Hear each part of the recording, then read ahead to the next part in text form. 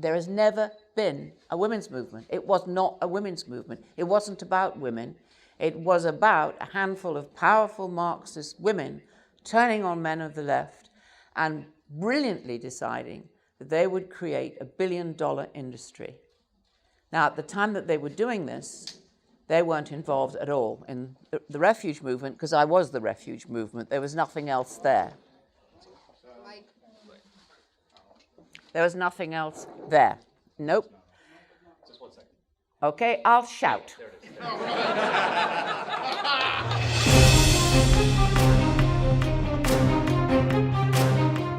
My dear friend Erin Pizzey, as I said before, my soul sister and my soul mate, as we came to similar conclusions and did similar work on two sides of the Atlantic. I have made it my business to try to grasp, to understand the sources and the origins of what Erin Pizzey calls the evil empire. You both knew each other back in the 1970s, as far No, as we knew knew of of each each other. other. We always knew. See, we even finish each other's You sentences. see, I tell you, she's my soulmate. No, we met because there was it was through Malcolm George, who was probably one of the very first researchers into male domestic violence and writers. When I was looking around, it was only Anne that seemed to be doing anything like what I believed in. Yes. And and then you lost your refuges. Oh, yes. Those shelters were taken over by people with different ideological points of view. Yeah. The feminist movement hadn't latched on and hijacked the domestic violence movement till about 1974. And that's when it hit full force, because they were waiting for a just cause because they didn't have one. They were looking for funding and a just cause. What better than innocent women of men's violence, all men, the patriarchy? What a brilliant funding strategy. Women were scribbling title, whatever it was, to get the money to create the empire, and on the backs of very fragile women and children. It's toxic to future generations. It's toxic, full stop. That's the end of it. Yeah, but when the whole purpose of it was that it should be toxic, when the founders of the radical feminist movement made the decision that the future would be women and children, as the new family unit would be women and children, and men would be discarded. Well, yes. Therefore, from that moment onwards, everything that happened was actually corralling men out of family life, out of society, out of any kind of role that men normally had.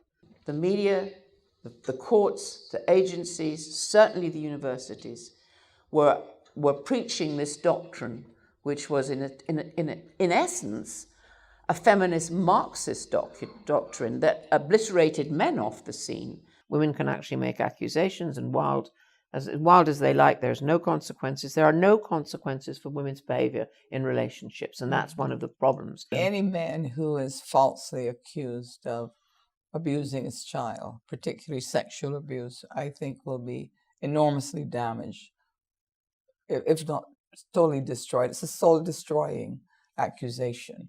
And it was a technique that was used abundantly for about a 10 to 15 year period, beginning somewhere around 1989, right through to about the year 2000, and it was rampant. One judge called it the weapon of choice, the weapon of choice to disable a father or a man and to impair his opportunities at custody and access. And so on.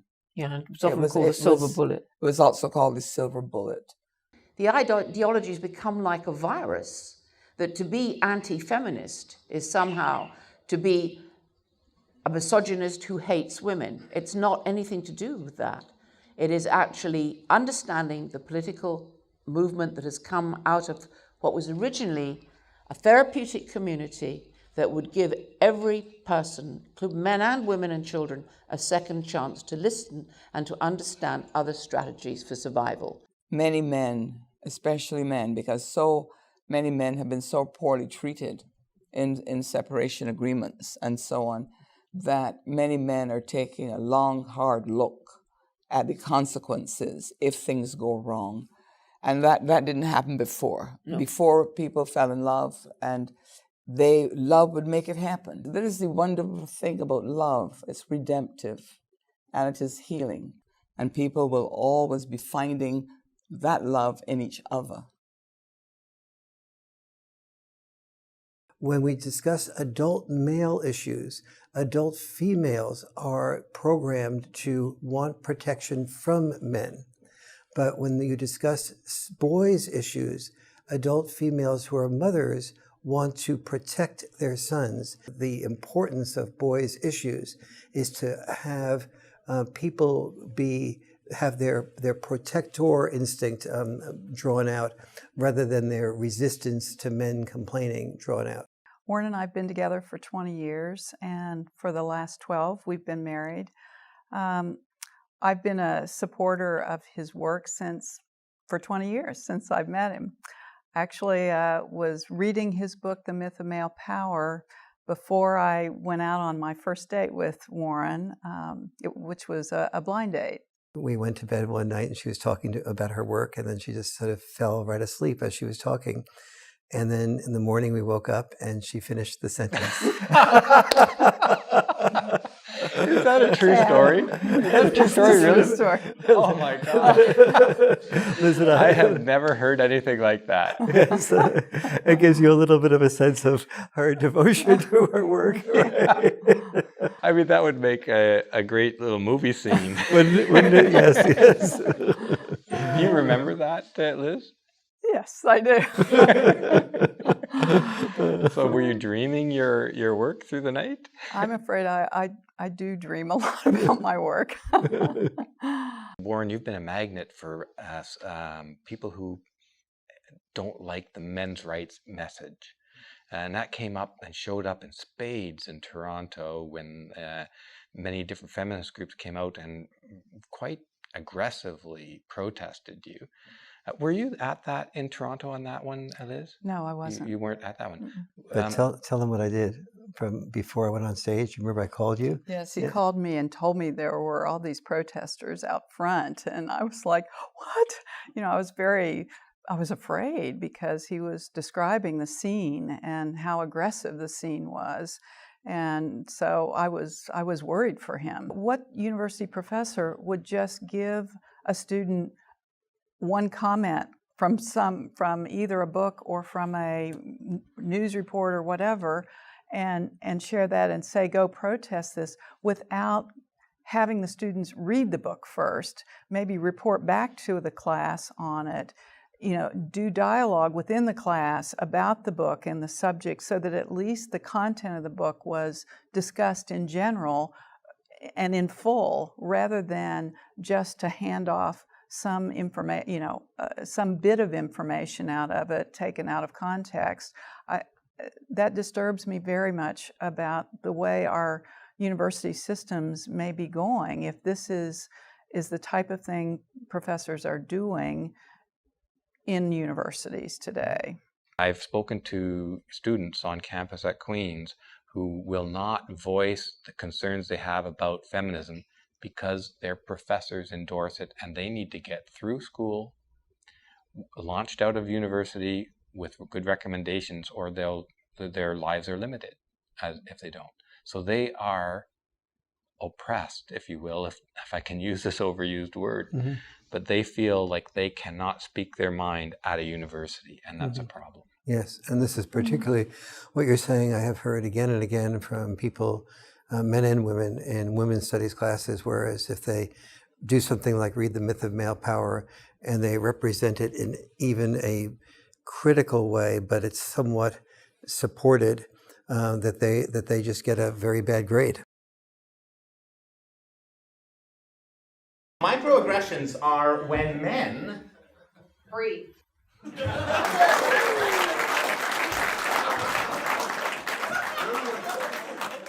Okay. Rape culture. Wait. Okay. Evil. Okay. Patriarch! Oh, sorry. feminist tendencies to sort of sit back and say, well, violence is a men's issue, women can't really do anything about it. And that, I think, is very mistaken. And it's not just opinion-based mistaken, it's fact-based mistaken. Hands up if you're a man being asked out for a date on a woman where she paid.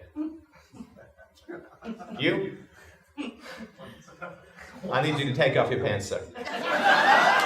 She was German, so she ordered you out, not... You made me Poland! And this is always confusing to me when women complain about the men that they have. Because, well, you get to test drive, right? I mean, for years, you get to choose from a variety of cars. You get to test drive cars for years. You finally pick a car that usually pays you to buy it, and then you get to drive the car, and then you say, this car sucks.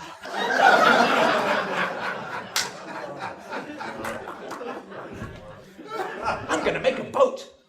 Here we have, just to recap, problem with human violence. Of course, in early childhood, women are in charge of early childhood. Women choose the men with whom they're going to have children. There is zero patriarchy for children. This is why when women are complaining about microaggressions and women saying, well, we have nothing to do with the cycle of violence. There's nothing we can do. You men got to work it out amongst yourselves. It's like... Women are hitting their children 900 or so times a year from the age of 7 months to 3 years of age. This is catastrophic. They're hitting boys 2 to 3 times as much as they're hitting girls. Again, this is catastrophic.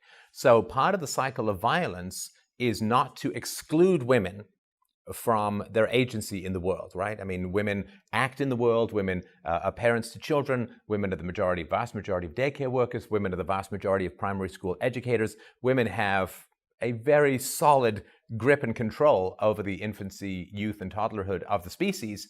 And therefore, when we look at adult violence, which comes out of childhood trauma, taking women out of the equation is sort of like taking sunlight out of the equation of a sunburn. I mean, you're just missing the whole cause and effect.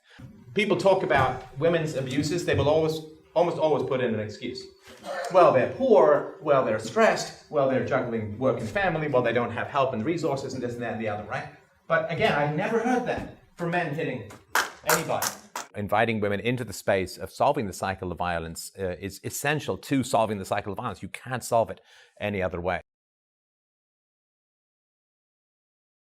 This was going to be my suicide. My punch-out date was June 6, 2008. Major Lance Waldorf went to the Holly National Cemetery and shot himself on June 2nd. I spent 10 months to a year with him. We froze, we starved, we did airborne operations. We did everything soldiers do. I knew him, he knew me. He was like a brother to me. I ran his funeral. I organized his taps in 21, his rifle squad, flag detail, watch at the crypt. I saw firsthand how devastating that this was, and it changed my course of action. I started secondclasscitizen.org in 2007, and I have communicated with over 5,000 individuals since then. Probably saved a lot of people from killing themselves, because the VAWA laws are real, and they're ending military people's careers, law enforcement men's careers, at alarming speed. What is going on with these suicides is not military related. It's a sick society. Okay? When you build a situation or you put together an institution that could take an intangible away from you, like love and hope and everything else, it's evil. We need to go after them. We cannot allow this to continue. And if we don't stop it, I don't see a future for marriage, for love, or for anything. And that question about marriage, I see men's point of view. Why on earth would you take a risk that has a 90% chance of stripping you of everything you have, particularly your children?